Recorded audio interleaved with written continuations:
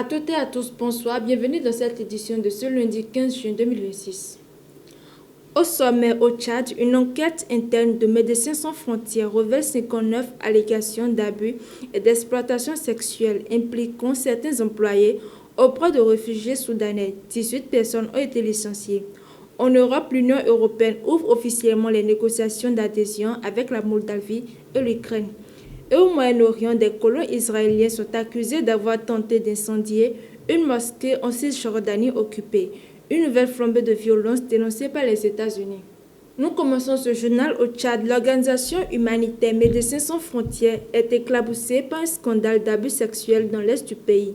Selon une enquête interne révélée par l'agence Associated Press, 59 allégations d'abus et d'exploitation sexuelle ont été recensées parmi le personnel de l'organisation auprès de réfugiés soudanais ayant fui la guerre au Soudan voisin. Les accusations évoquent notamment des échanges de nourriture, d'argent ou encore de promesses d'emploi contre des relations sexuelles.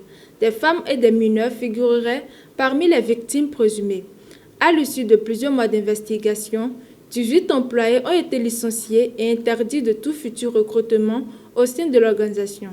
Médecins sans frontières reconnaît des faits contraires à ses valeurs et admet également des failles dans ses procédures de recrutement.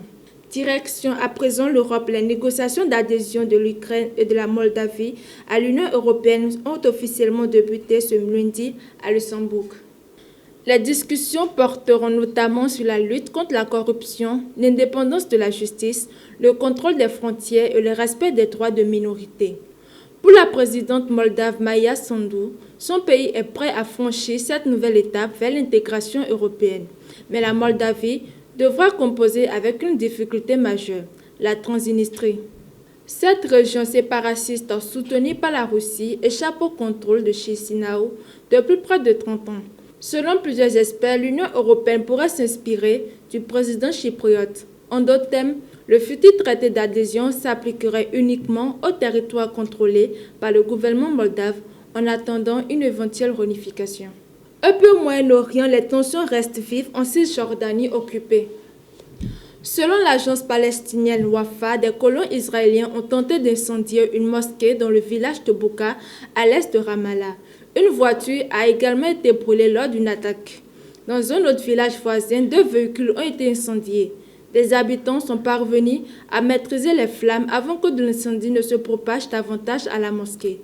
L'armée israélienne affirme avoir déployé des forces sur place pour disperser les émeutes et empêcher de nouveaux affrontements. Elle dit condamner fermement tous les actes de violence.